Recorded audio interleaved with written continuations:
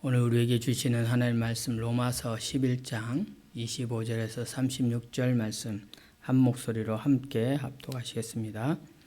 형제들아 너희가 스스로 지혜 있다 하면서 이 신비를 너희가 모르기를 내가 원하지 아니하노니 이 신비는 이방인의 충만한 수가 들어오기까지 이스라엘의 덜어는 우둔하게 된 것이라. 그리하여 온 이스라엘이 구원을 받으리라. 이는 만물이 주에게서 나오고 주로 말미암고 주에게로 돌아감이라.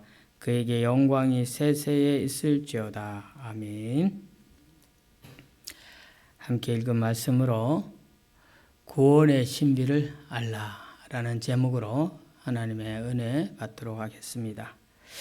계속해서 바울 사도는 이방인들에게 경고하는 메시지를 전하고 있는 중에 오늘 본문 25절 시작은 형제들아, 여기서 말하는 형제들아는 바로 로마 교회에 있는 로마 성도들입니다. 그 중에 특별히 이방인 성도들이라 할 수 있는데 너희가 스스로 지혜있다 하면서 이 신비를 너희가 모르기를 내가 원하지 아니하노니 라고 말하면서 이 신비에 대해서 너희가 알기를 원한다. 왜냐하면 너희가 스스로 지혜 있다 하면서 너희가 무엇인가 잘 안다고 하지만은 사실은 이 신비의 원래 본 뜻을 알지 못하는데 이것을 바로 알기를 원한다라고 말합니다. 그러면서 설명하는 것이 이 신비는 어떤 것이냐 하면 이방인의 충만한 수가 들어오기까지 이스라엘의 덜어는 우둔하게 된 것이라. 이방인의 수가 충만하다라는 것은 다름 아니라 하나님께서 언약 백성, 구원의 백성으로 하나님 나라 백성으로 삼은 이스라엘 백성들, 그들을 구원하고 그들을 통해서 하나님 나라를 펼쳐나가는 가운데 이 이스라엘 백성들의 마음을 우둔하게 또는 완악하게 하여 그대로 둔 것은 그 이유는 바로 이방인의 수가 충만하다. 이방인이 하나님 품으로 들어오는 구원 백성 되는 그 이방인의 수가 가득 채워질 때까지 더러는 이 이스라엘 백성들의 마음을 우둔하게, 이 우둔하다는 단어의 헬라어 원어는 완악하다는 의미도 갖고 있는데 하나님을 향한 대적하는 마음, 그 완악한 마음, 하나님을 제대로 하나님 뜻을 깨닫지 못하고 자기 소견대로 자기 옳은 대로 행하는 그 우둔한 마음, 그대로 뒀다는 이유입니다. 그것은 바로 이방인을 구원하기 위한 하나님의 놀라운 신비가 있다라는 것이에요. 이 신비를 말하는 것인데 바울 사도는 계속해서 설명을 26절에 그리하여 온 이스라엘이 구원을 받으리라. 기록된 바 구원자가 시온에서 오사 야곱에게서 경건하지 않은 것을 돌이키시겠고 내가 그들의 죄를 없이 할 때 그들에게 이루어질 내 언약이 이것이라. 이 신비의 언약은 바로 이것인데 그리하여 온 이스라엘이 구원을 받으리라. 이것은 여기서 말하는 온 이스라엘은 비단 처음에 언급된 이스라엘 백성들, 구원의 약속을 받은 이스라엘 백성들이기도 하고 그들의 마음이 완악하여져서 다시금 영적 이스라엘 백성들이 되어 구원받을 이방인의 수, 충만한 수, 그들을 포함한 온 이스라엘이 구원을 받는다. 이방인의 영적 이스라엘 백성들도 그 충만한 수가 이르도록 구원을 받고 더불어 그 충만한 수가 이루어지고 나면은 덜어는 완악하여졌던 그 이스라엘 백성들, 그들 가운데 택한 백성들 구원하기로 작정된 자들, 우리가 이전에 성경 로마서 말씀을 통해서 계속 들어온 남은 자들, 그들도 또한 구원을 받아 하나님의 구원 백성, 그 구원 백성을 들어 온 이스라엘이라고 표현하고 있는데 이것이 바로 하나님이 이루어질 내 언약이다라고 말하는 겁니다. 여기서 말하는 이 언약이라는 하나님과 하나님 백성 간의 약속된 말씀, 그것은 곧 하나님께서 하나님 백성들을 구원하시겠다는 구원의 약속을 언약이라고 얘기합니다. 자, 그래서 그것이 바로 기록되어 있는 구약 성경의 말씀에 기록된 내용과 같다라고 말하는 이사야서 59장 20절의 말씀을 인용한 것입니다. 더불어 또 이사야서 27장 9절의 말씀도 인용한 것이 26절과 27절에 나오는 내용인데, 이로써 바울 사도는 추가로 설명하는 것이 복음으로 하면 그들이 너희로 말미암아 원수가 된 자요, 택하심으로 하면 조상들로 말미암아 사랑을 입은 자다. 여기서 말하는 복음으로 하면 그들이 누구냐면 바로 유대인 이스라엘 백성들을 말하는 것이고, 너희로 말미암아라고 하는 것은 이 너희는 이방인을 두고 말하는 것인데, 복음, 구원의 복음, 예수 그리스도의 십자가 복음을 가지고 얘기하자면 완악하여진 이스라엘 백성들, 그들의 마음이 완악하여지고 우둔해져서 예수 그리스도를 구원자로 메시아로 받아들이지 않고 그를 거역하며 하나님 뜻을 거절해서 자기들의 옳은 대로, 자기들의 소견대로 행하여서 율법으로 구원받고 할례로 구원받는다는 그런 잘못된 구원관을 가진 이 이스라엘 백성들, 그들을 통해서 그들이 예수 그리스도를 배척하고 예수 그리스도를 십자가에 못 박게 했음으로 말미암아 오히려 너희로라고 한 이 이방인에게 복음이 전해지고 그들에게 구원의 은혜가 베풀어졌는데, 이것을 가지고 얘기하자면 이 유대인들에게 있어서 구원받은 이 이방인들에게는 오히려 자기들 입장에서 볼 때, 이스라엘 백성들의 입장에서 볼 때 원수같이 여겨지는 거예요. 원수같이. 그런데 그럼에도 불구하고 이들이 택하신 것으로, 선택받은 것으로 생각해 볼 때는, 택하심으로는 아브람, 이스라엘 백성들의 믿음의 조상, 이 이스라엘 백성들의 조상인 아브람을 택하면서 하늘의 무수한 별과 바다의 모래알같이 많은 민족을 이루게 하겠다고 하면서 하나님이 이 아브람을 통해서 이루실 하나님 나라, 그 가운데 택한 하나님의 백성들, 아브라함의 아들 이삭을 통해서, 또 그 이삭의 아들 야곱과 에서 중에 야곱을 통해서, 그리고 이 야곱의 아들 12지파 이 아들들을 통해서 이스라엘 백성들, 하나님 백성들을 만들어가는 그런 택하심을 생각할 때는 이들 역시 사랑을 입은 자다. 그래서 그 조상들로 말미암아 그렇게 표현하고 있는 것입니다. 이 조상들로 말미암아 이들 역시도 사랑을 입은 자인데, 하나님의 은사에 있어서는 이렇게 은사를 베푸시는 하나님의 은사, 하나님의 부르심에 있어서는 결코 후회함이 없다는 것이에요. 하나님께서는 이 모든 섭리하심, 구원의 경륜을 이뤄가심에 있어서 그 어떠한 것도 후회하심이 없다.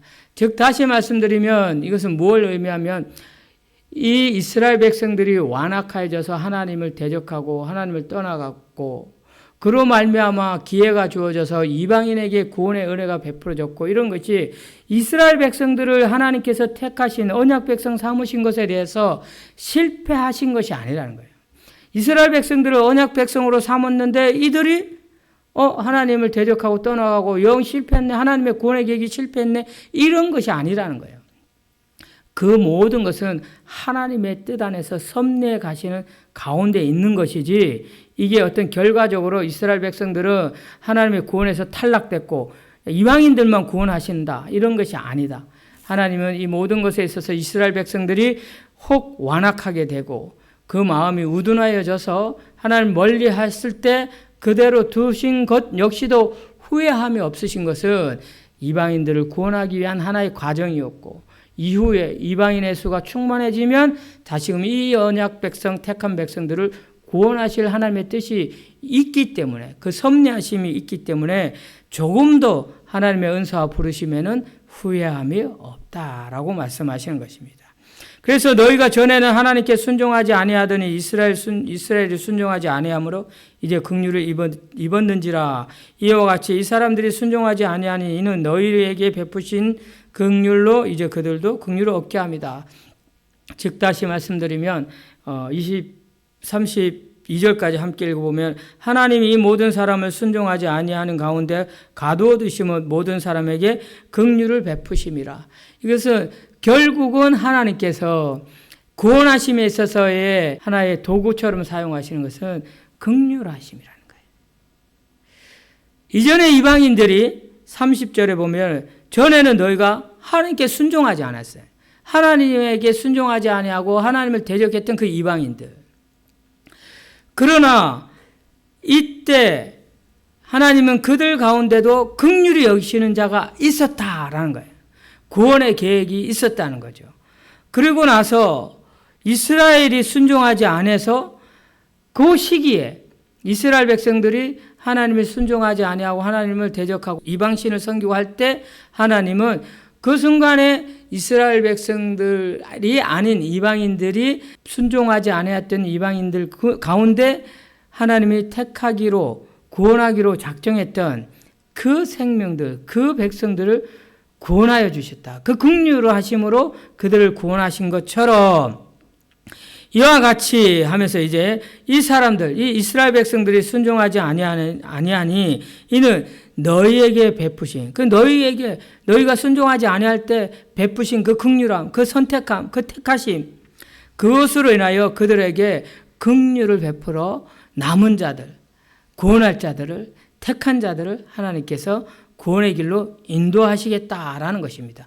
그래서 이것을 총체적으로 설명할 때 32절에 이렇게 모든 사람들을 순종하지 아니하는 가운데 놔둔 것은 가두었다라는 표현을 했는데 순종하지 않았지만 그대로 그렇게 놔둔 이유는 그들에게 하나님의 긍휼하심으로 구원하는 것을 보여주겠다는 거예요. 다시 얘기하면 그들이 뭐 순종했다고 해서 그들이 뭔가 하나님 앞에 잘했다고 해서 그들이 뭔가 의로움을 이루었다고 해서 하나님이 구원해 주시는 것이 아니라 비록 순종하지 않았다 할지라도 그대로 놔둔 이유는 하나님의 구원의 계획이 따로 있기 때문에 하나님이 택한 백성들은 따로 있다는 거예요. 그것을 하나님께서 구원의 그 매체를 가지고 구원이라는 그것을 가지고 그들을 불러내시고 하나님 자녀 삼으시겠다. 그 가운데는 이스라엘 백성들이 먼저였고 이후에 이스라엘 백성들의 불순종을 통해서 이방인에게 기회가 줬고 또한 이방인들의 계획이 베푸신 그 긍휼로 인해서 다시금 이스라엘 백성들, 이방인의 충만한 수가 채워지고 나면 이스라엘 백성들이 하나님의 긍휼을 입을 때가 온다. 이 모든 것은 하나님의 구원의 계획하심, 그 구원의 섭리 안에 있다라는 것을 말하고 있는 것입니다. 그러니 바울 사도는 이렇게 말하죠. 깊도다 하나님의 지혜와 지식의 풍성함. 이 하나님의 놀라운 지혜와 그 지식의 풍성함을 우리가 감히 어떻게 알 수 있겠느냐는 거예요. 그럼에도 불구하고 자꾸 인간의 생각 가지고 인간의 지식 가지고 하나님을 잣대하고 하나님을 평가하려고 하는 그런 악한 모습들, 그게 인간이라는 거죠. 그의 판단은 헤아리지 못할 것이며 그의 길은 찾지 못. 하나님의 그 깊으신 뜻을 우리가 어떻게 판단할 것이고 하나님이 예비하신 그 놀라운 길을 어찌 우리가 측량할 수 있겠느냐, 이런 말을 바울 사도는 말하고 있습니다. 그래서 한 번 더 덧붙여서 누가 주의 마음을 알겠으며 누가 그의 모사가 되겠냐. 모사라는 것은 누가 좋은 자가 되겠냐 하는 거예요. 감히 누가 하나님에게 좋은 자가 되어서 이렇게 하는 게 좋겠습니다, 저렇게 하는 게 좋겠습니다라고 상담을 할 수 있겠느냐, 말할 수 있겠느냐, 이런 말입니다. 그럴 자가 없다는 거죠. 누가 주께 먼저 드려서, 감히 누가 먼저 주님 앞에 드려서 갚으심, 아까 언급한 것처럼 내가 먼저 하나님 앞에 어떻게 믿음을 잘 보여서 하나님 앞에 어떤 의로움을 드러내서 하나님께서 그 갚으심으로 날 구원한다, 이게 아니라는 거예요. 감히 누가 하나님 앞에 먼저 드림으로 받을 수 있겠느냐. 그런 자격이 있는 자가 누가 있겠느냐. 그저 하나님이 긍휼히 여기셔서 부족함 투성이고 못남 투성이고 때로는 하나님 앞에 목이 고다 있고 완악하고 하지만 그래도 하나님이 구원하실 자는 그 긍휼하심으로 전적인 하나님의 은혜로, 은사로 부르신다. 그게 하나님의 은혜인 거예요. 그래서 바울 사도는 마지막으로 마무리하잖아요. 이는 만물이 주에게서 나오고 주로 말미암고 주에게로 돌아감이라. 그에게 영광이 세세 있을지어다.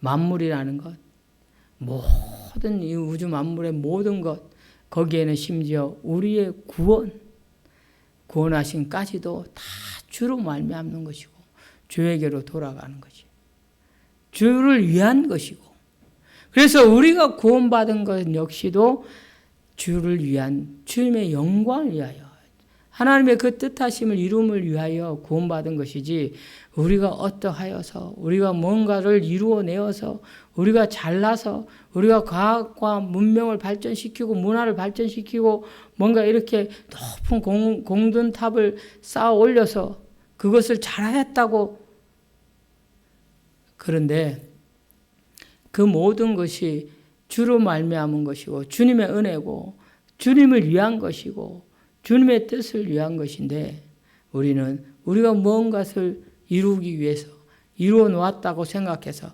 뭔가 어떤 결과물로 우리가 얻어지는 은혜인가 하는 그런 착각으로, 교회도 마찬가지고 또 성도들도 마찬가지고 심지어는 어떤 단체들, 선교 단체도 마찬가지고, 물론 그게 전부는 아니겠지만 많은 부분에 있어서 어떤 결과를 이뤄내면 그것이 마치 자신들의 어떤 열심을 가지고 자신들이 잘해서 이뤄낸 결과인 것처럼 그것을 떠버리고 자랑하고 그것을 간증하고 다니는 사람들이 너무나도 많다는 거예요.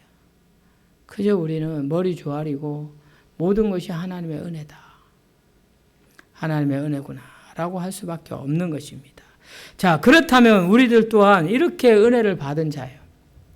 이렇게 아무런 조건 없이, 이렇게 아무런 조건과 값 치르지 아니하고 그저 하나님의 은혜로 우리도 구원받은 사람이라는 거예요. 그러면 우리가 이제 어떻게 해야 되는 거예요? 구원받은 사람으로서 우리가 어떤 삶을 살아야 할까? 먼저는 오늘 본문에 보면은 너희가 스스로 지혜 있다 한다라고 표현했어요. 지혜 있다. 스스로 지혜 있다 하는 이 교만한 마음, 우리가 뭔가를 다 알기에, 우리가 뭔가를 해낼 수 있기에, 우리가 이루어낼 수 있다라는 그런 자만한, 교만한 마음을 내려놓고 겸손히 하나님을 의지하며 살아야 한다라는 것이 바로 구원받은 하나님의 이 구원의 신비를 알게 된 하나님의 백성들로서 갖춰야 될 자세다는 거예요. 우리가 진정 하나님의 구원의 신비, 이 모든 것이 하나님으로 말미암고 주로 말미암고 주를 위함이고 주에게로 돌아가는 것임을 우리가 제대로 깨달아 안다면 스스로 지혜 있다 하는 그런 교만한 마음을 내려놓고 겸손히 주님의 뜻을 구하는 하나님의 사람이 되어야 할 것입니다. 그래서 잠언서 3장 5절에서 6절 말씀에 보면은 너는 마음을 다하여 여호와를 신뢰하고 내 명철을 의지하지 말라라고 말씀하고 있습니다. 너는 범사의 그를 인정하라. 그리하면 너의 길을 그가 지도하리라. 인도하시겠다라는 것입니다. 우리가 범사에 늘 어떠한 상황 속에서도 하나님을 인정하고 의지함으로 그 구원의 신비를 기억하고 살아가는 성도들이 되어야 할 것입니다. 그런가 하면은 무엇보다도 이 모든 것이 하나님의 긍휼로 인하여 이루어지는 것이구나라는 것을 우리가 깨달아 알아야 합니다. 그래서 우리들 또한 긍휼을 입은 자로서 하나님의 사랑에 빚진 자로서 마치 우리에게 있어서의 원수와 같은 자일지라도 긍휼을 여기고 주의 사랑으로 그들을 섬기며 살아가는 것입니다. 이것이 바로 구원의 비밀을, 구원의 신비를 바르게 깨달아 안 사람들이 살아가는 삶의 모습일 것입니다. 끝으로 우리는 마지막으로 이 하나님의 구원의 경륜을 이룸에 있어서 무엇보다도 이방인의 충만한 수가 들어오기까지라고 표현한 것은, 하나님은 이 이스라엘 백성들을 구원하실 계획이 있으신데 이 구원의 순서가 이방인의 충만한 수가 들어오기까지라고 표현하고 있습니다. 그래서 우리가 정말 구원의 신비를 제대로 깨달아 아는 사람이라면 이제 이 이방인의 충만한 수라는 것은 바로 우리가 복음을 전하여서 마태복음 24장 14절의 말씀에 보면은 이 복음이 모든 민족에게 증거되기 위하여 온 세상에 전파되리니 이제야 끝이 오리라.